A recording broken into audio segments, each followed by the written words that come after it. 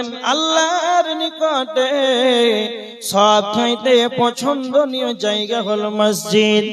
আল্লাহর নিকটে সবচাইতে খারাপ নোংরা জায়গা হলো বাজার। আর জলসার দিন দেখেন ছেলে মেয়ে নারী পুরুষ যুবক যুবতী একে অপরে যেন ধাক্কা মারছে, তারপরে যদি তাকে দ্বিধা না লাগে, লজ্জা না লাগে, খারাপ না লাগে, তার মনটা যদি ভারাক্রান্ত না হয় যে আজকে কোরআনের মাহফিল চলবে, জলসা হবে, আর আমার মতন মুসলমানের ছেলে আব্দুর রহমান একে অপরে যেন মহিলাকে ধাক্কা দিবে, এত বড় খারাপ কাজ, জেনার মতো জঘন্য কাজ করার পরেও যদি তার মনটা মলিন না হয়, মনটা যদি খারাপ না করে, তাহলে বুঝে নেন এর ভিতরে যেন ঈমান নাই। কেননা আল্লাহর নবী বলেছেন মিশকাত শরীফের হাদিস, যখন মানুষ জিনা করে তার কাছে যেন ঈমান থাকে না। তো বাজারে একে একে ধাক্কা মারছে, কোরআন হাদিস শুনে একে ভালো লাগে না, তার মানে ওকে ভালো লাগে না, খারাপ লাগে না, নোংরা কাজ করছে, তার মানে ঈমান নাই। আর একটা হাদিস শুনে আল্লাহর নবী বলেছেন, আবু দাউদ শরীফের হাদিস 4918 নাম্বার হাদিস, আল্লাহর নবী বলেছেন আল মুমিনু মিরআতুল মুমিন, একজন ঈমানদার একজন মুমিনের জন্য আর একজন মুমিন যেন হবে আয়না স্বরূপ। আপনি যখন আয়নার সামনে যাবেন, আয়নার সম্মুখে যখন আপনি দাঁড়াবেন, তো আয়নার সামনে যখন আপনি দাঁড়াবেন, আপনার মুখে কি দাগ আছে, কোথায় কি আছে না, তো আপনাকেই যেন বলে দেবে, অন্যকে নয়। তার মানে আব্দুল কাইয়ুম আপনাদের বাবু পাড়া গ্রামে 2 ঘন্টা আলোচনা করলো কোরআন হাদিস থেকে, না তো আব্দুল কাইয়ুমের কি ভুল হলো, আব্দুল কাইয়ুম নিজেই জানলো না, আব্দুল কাইয়ুমকে আপনি জানালেন না, সারা গ্রামকে জানিয়ে দিলেন, আরে প্রধান বক্তা এলো আব্দুল কাইয়ুম, আমরা জানি ভালো বক্তা হয়ে এতগুলো ভুল করে দিল, যার ভুল হলো সেই জানে না। তার মানে এটা কোনোদিন ঈমানদারের বৈশিষ্ট্য হতে পারে না। এবার দেখেন বুখারীর হাদিস, ঈমানদারকে আল্লাহর নবী বলেছেন, বুখারীর 13 নাম্বার হাদিস, লা ইউমিনু আহাদুকুম হাত্তা ইউহিব্বা লিআখিহি মা তুহিব্বু লিনাফসিহি। আল্লাহর নবী বলেছেন ঈমানদার সেই ব্যক্তি হবে যে নিজে যেটা পছন্দ করবে সেটা তার ভাইয়ের জন্য সেটা পছন্দ করবে।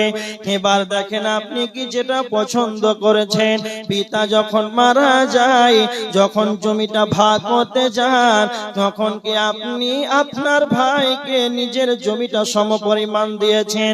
এবার আরেকটা হাদিসের দিকে দেখেন, তিরমিজি শরীফের হাদিস 2305 নাম্বার হাদিস, আল্লাহর নবী হযরত আবু হুরায়রা রাদিয়াল্লাহু তাআলা আনহুর হাতটাকে এভাবে ধরেছিলেন, আর হযরতে আবু হুরায়রাকে আল্লাহর নবী হাতটাকে ধরে 5টা কথা বলেছিলেন। তার ভিতরে 4 নাম্বার হলো ওয়া আহসিন ইলা জারিকা তাকুন মুমিনান। আল্লাহর নবী বলেছিলেন, আবু হুরায়রা তুমি তোমার প্রতিবেশীর সঙ্গে তুমি সৎ আচরণ করবে, তুমি তোমার প্রতিবেশীর সঙ্গে সৎ ব্যবহার করবে, তাকুন মুমিনান, তবে তুমি ঈমানদার হয়ে যাবে, তবে তুমি মুমিন হয়ে যাবে। তার মানে আপনাকে আপনার প্রতিবেশী গ্রামবাসীর সঙ্গে একবারে ভদ্র আচরণ করতে হবে। এবার আপনি দেখেন আল্লাহর নবী তো বলেছেন প্রতিবেশীর সঙ্গে সৎ আচরণ করতে হবে।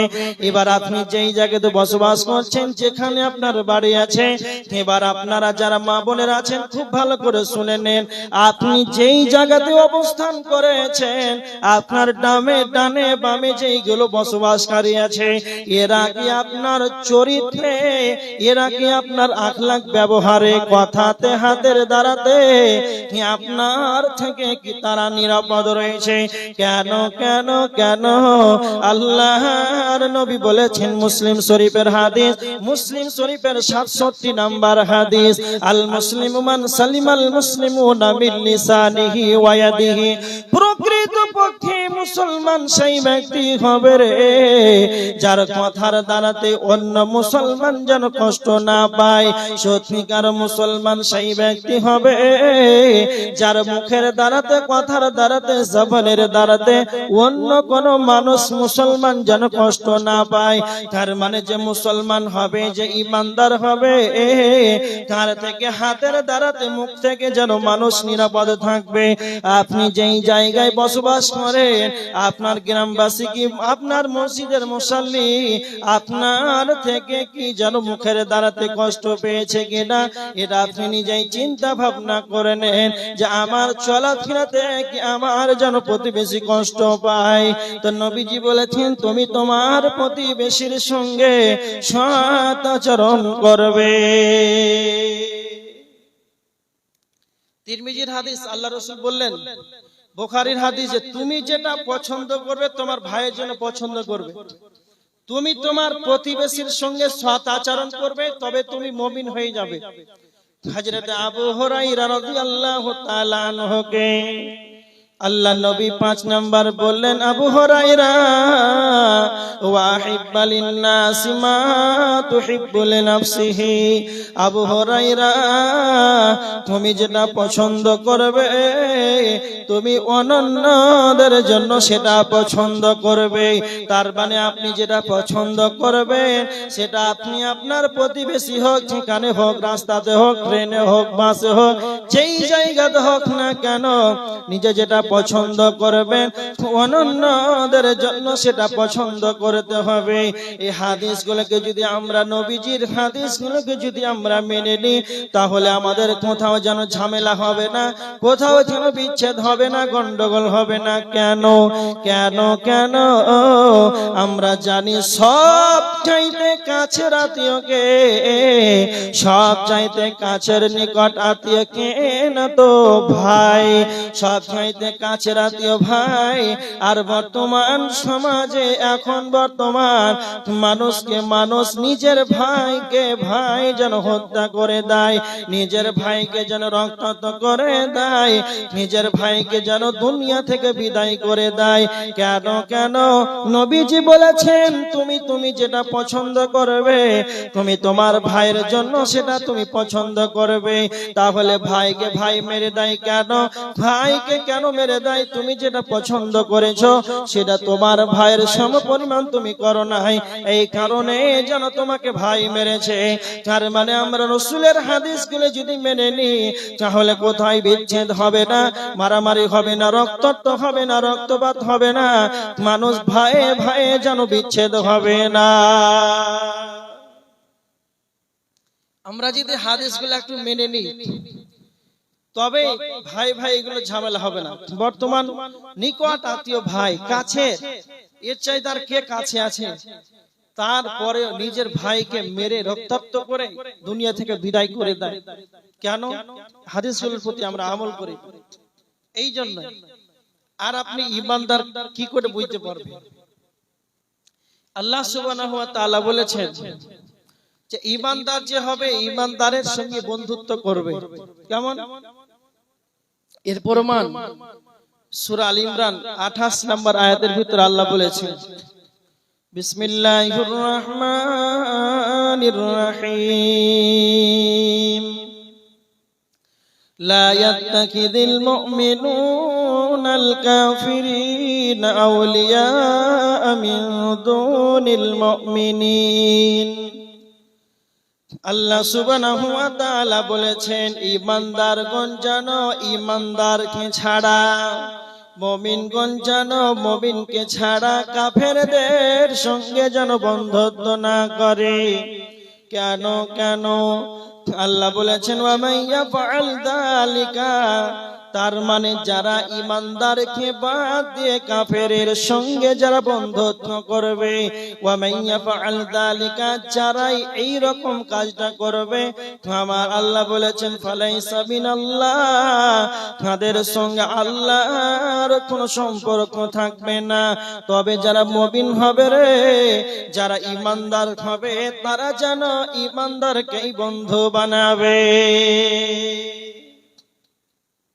যদি কালে আপনার ঈমানদার বন্ধু থাকে, ভালো করে শুনেন, যদি কালে আপনার ইমানদার বন্ধু থাকে, জলসা শুনতে এলেন বাবু পড়ায়, বন্ধু যদি ইমানদার হয়, নামাজি হয়, তাহলে আপনি এছাড়া 9টা পড়েছেন, আপনার বন্ধু বলে সালাত আদায় করেইনি, তারপরে স্টেজের সামনে বসে। যার বন্ধু মেলাতে ঘুরবে, জিলাপি খাবে আর পেঁয়াজি খাবে, আর বাজার ঘুরে আড্ডা পিটে চলে যাবে, নামাজ পড়বে না, ওকে নিয়ে চলে যাবে, তার মানে বন্ধু যেন ভালো হয়। এবার দেখেন ইমানদার কে হবে, আল্লাহ সুবহানাহু ওয়া তাআলা কি বলেছেন সূরা তাহরিমের 6 নম্বর আয়াত, বিসমিল্লাহির রহমানির রহিম, ইয়া আইয়ুহাল্লাযীনা আমানু কু আনফুসাকুম ওয়া আহলিকুম নারা। আল্লাহ সুবহানাহু ওয়া তাআলা বলেছেন, হে মুমিন সকল, হে ঈমানদারগণ, তুমি নিজে জাহান্নাম থেকে বাঁচাও এবং তুমি তোমার আহাল পরিবারকে জাহান্নাম থেকে বাঁচাও। ভালো করে শুনেন এই আয়াতটার তরজমা। আল্লাহ বলেছেন, হে মুমিন, তুমি নিজেই জাহান্নাম থেকে বাঁচো এবং তুমি তোমার আহাল পরিবারকে জাহান্নাম থেকে বাঁচাও। তার মানে মুমিনের গুণ হবে, মুমিনের বৈশিষ্ট্য হবে, সে নিজে জাহান্নাম থেকে নিজে বাঁচবে, তার ছেলে, তার মেয়ে, তার স্ত্রীকে, তার আহাল পরিবারকে যেন জাহান্নাম থেকে বাঁচাবে। এখন বর্তমান সময়ে দেখা যায় নিজে জাহান্নাম থেকে বাঁচে কিছু মানুষ, কিন্তু তার আহাল পরিবার, নিজের ছেলে মেয়েদের, নিজের এদের বেলায় যেন কোন রকম মাথা বেদনা নাই। একজন হাজী সাহেব 50 বছর বয়স হয়ে গেল, আবার কিছু মসজিদের মুসাল্লি আছে 60 বছরের বার্ধক্যে উপনীত হয়েছে। রাত 2টার সময়, রাত 3টার সময়, রাত 2টার 3টার সময় কনকনে শীতের পানিতে যেন উজু করে, এত কষ্ট উজু করে যেন তাহাজ্জুদের সালাত আদায় করে। তাহাজ্জুদের সালাত আদায় করার পর যখন ফজরের আযান হয়ে যায়, তখন যেন ফজর সালাতের আগে যেন 2 রাকাত সুন্নাত আদায় করে। কেন? আল্লাহর নবী বলেছেন, মুসলিম শরীফের হাদিস, ফজরের 2 রাকাত সুন্নাতের কতটা দাম রয়েছে, ফজরের 2 রাকাত সুন্নাতের মূল্য কতটা রয়েছে। আল্লাহর নবী বলেছেন, রাকাতুল ফজরি খায়রুম মিনাদ দুনিয়া ওয়া মা ফিহা। আসমানের নিচে জমিনের উপরে, আসমানের নিচে জমিনের উপরে, এক কথায় দুনিয়ার ভিতরে যাবতীয় যা আছে সকলের চাইতে দাম হলো ফজরের 2 রাকাত সুন্নাতের তা মূল্য রয়েছে। একজন বার্ধক্য মানুষ তাহাজ্জুদ আদায় করলো, কেন না তো জাহান্নাম থেকে বাঁচার জন্য। ফজরের 2 রাকাত সুন্নাত আদায় করলে এত বড় আমল করলো, কেন না তো জাহান্নাম থেকে বাঁচার জন্য। তারপর ফজরের সালাত আদায় করে নিল, কেন না তো জাহান্নাম থেকে বাঁচার জন্য। আবার দেখেন, যখন ওই হাজী সাহেব, হাজী আব্দুল সাত্তার, আব্দুর রহমান এতগুলো রাত জেগে জেগে ইবাদত করলো নিজে জাহান্নাম থেকে বাঁচার জন্য, যখন সে বাড়ি চলে যায়, তার বাড়িতে 14 বছরের, 20 বছরের, 44 বছর, 14 বছর, 28 বছর, 30 বছর, 25 বছর, 24 বছরের যেন যুবক যুবতী ছেলে মেয়ে, সখিনা, জরিনা, রুবিনা, ফাতেমা, আব্দুর রহমান, জরিল যেন সে বিছানায় শুয়ে রয়েছে। কিন্তু হাজী সাহেব একবার মুখ খুলে বলল না, বেটা আব্দুর রহমান, আব্দুল্লাহ, ওঠ বেটা, সালাত আদায় কর। সে নিজে জাহান্নাম থেকে বাঁচলো, ইবাদত করলো, কিন্তু তার আহাল পরিবারকে যেন একবারও বলল না। তো এটা কোনদিন মুমিনের বৈশিষ্ট্য হতে পারে না, এটা কোনদিন মুমিনের আলামত হতে পারে না। নিজে জাহান্নাম থেকে বাঁচবে আর আহাল পরিবারকে জাহান্নামের দিকে ঠেলে দেবে, এটা কোনদিন মুমিনের আলামত হতে পারে না। এবার দেখেন, আল্লাহর নবী বলে বলেছেন তাআলা কুল্লুকুম রাইন ওয়া কুল্লুকুম মাসউলুন আন রাইয়াতিহি। আল্লাহর নবী বলেছেন, বুখারীর হাদিস, প্রত্যেকেই হলো নিজ নিজ দায়িত্বশীল। কাল কিয়ামতের ময়দানে আপন আপন দায়িত্ব সম্পর্কে কাল কিয়ামতের ময়দানে যেন জিজ্ঞাসিত করা হবে। তারপরে নবীজি বলেছেন, আর রাজুলু রাইন ফি আহলিহি ওয়া হুয়া মাসউলুন আন রাইয়াতিহি। একজন পুরুষ তার পরিবারের জন্য অভিভাবক। আপনি হলেন, আপনার 5টা ছেলে আছে, আপনার 3টা মেয়ে আছে হলো 8 জন, আপনার একটা স্ত্রী রয়েছে হলো 9 জন। এই 9 জন আপনার অধীনস্থ রয়েছে। এই অধীনস্থদের সম্পর্কে কাল কিয়ামতের ময়দানে যেন জিজ্ঞাসিত করা হবে। আল্লাহর নবী বলেছেন, তোমার যেইগুলো অধীনস্থ রয়েছে ছেলে মেয়ে, এরা যদি সালাত আদায় না করে তো আপনাকেই যেন কিয়ামতের ময়দানে পাকড়াও করা হবে।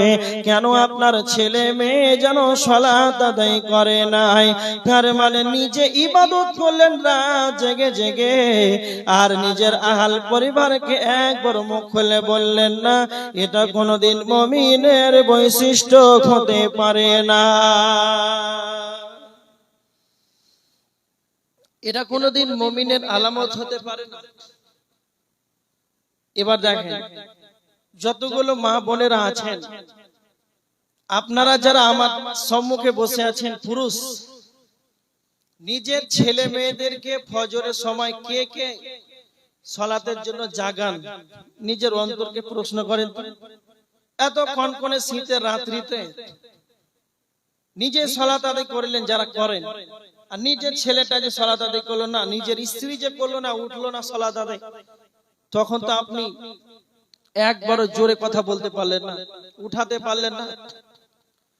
যে স্ত্রীটার জন্য, যেই বাচ্চার জন্য, ছেলে মেয়েদের জন্য মাথার ঘামকে, চৈত মাসে রোদ্রে তাপে যেন মাথার ঘামকে এত কষ্ট করে পায়ে ফেলে যার জন্য ইনকাম করেছেন ছেলে মেয়েদেরকে খাবার তুলে দেওয়ার জন্য, যে স্ত্রীটার জন্য এত কষ্ট করলেন, কেন না তো আপনি তাদেরকে যেন ভালোবাসেন।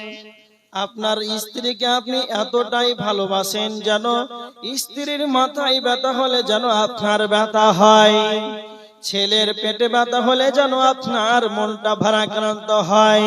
কেন না তো তাদের সঙ্গে ভালোবাসার যেন বন্ধন রয়েছে। এত কোনো আপনার ভালোবাসার বন্ধন, তার মানে তাদেরকে এত কষ্ট করে খাওয়ান, এত মহব্বতের জিনিস, কিন্তু তারপরে দেখেন নিজে জাহান্নাম থেকে বাঁচলেন, কিন্তু আপনার আহাল পরিবার যে এত কষ্টকর পিষ্টকারী হোতাবা নামক জাহান্নামে যাবে, এত কষ্ট করে জাহান্নামে চলে যাবে, তো আপনার কি দয়া নাই না মায়া নাই? আপনার কি ভালোবাসা নাই? আমি জান্নাতে যাব আর আমার আহাল পরিবার যেন জাহান্নামে চলে যাবে, এটা কি আপনার অন্তরে প্রশ্ন করে? আপনার বিবেক নিয়ে আপনাকে বলে, তার মানে নিজের আহাল পরিবারকে এইটা মায়া নয়, এটা কোনো ভালোবাসা নয়। নিজের স্ত্রীকে ছেলে মেয়েদেরকে মুখে খাবার তুলে দেওয়া এতটা ভালোবাসা। সবচাইতে বড় প্রেমিক ভালোবাসা হলো নিজের আহাল পরিবারকে যেন সালাতের কথা বলবে, জাহান্নাম কে থেকে কি করে বাঁচবে, এটাই হলো তার আসল ভালোবাসা। যারা জালসা শুনতে এসেছেন, মা বোনেরা যারা আছেন, আজ থেকে নিয়ত করেন, আজকে জানলেন যে আপনি গার্জেন, অভিভাবক, এরপরে যদি আপনার ছেলে মেয়ে সালাত আদায় না করে, আপনি যদি না করেন, তাহলে কিয়ামতের দিন আপনার অবস্থা কি হতে পারে? জলসা শুনলেন, বাবু পড়াই, রাত 2টার সময় দান করলেন, সবই ঠিক আছে, ভালো কথা। তারপরে ফজর আজান 5টা, আর আপনার ঘুম ভাঙছে 7:30টায় 8টায়, ফজর গেল কোথায়? নামাজ তো দূরের কথা। এইরকম যদি আপনার অবস্থা হয়, আপনি নিজেই বলেন আপনার অবস্থা কি হতে পারে। এই জন্য জলসা শুনতে এসেছেন, ভালো কথা, আলহামদুলিল্লাহ, যাবেন, ফজর যেন কাজা না হয়, নিজের ছেলে মেয়ে যেন ফজর না ছুটে যায়, আপনি গার্জেন তাকে যতক্ষণ না উঠবে আপনি তাকে বলতে থাকুন। এইভাবে দায়িত্বশীল হন, যেন কিয়ামতের দিন দায়িত্বের জবাব দিতে পারে। এবার দেখেন, ইমানদার যে হবে সে নিজের জাহান্নাম থেকে বাঁচবে, আহল পরিবারকে জাহান্নাম থেকে বাঁচাবে। আর কি, ইমানদার যে হবে সেই ব্যক্তি বেশি বেশি করে মরণকে স্মরণ করবে, মৌতটাকে নিয়ে টেনশন করবে, মৌতটাকে নিয়ে ভাববে যে আমার মরার পর কি হবে, এটা নিয়ে চিন্তা ভাবনা করবে।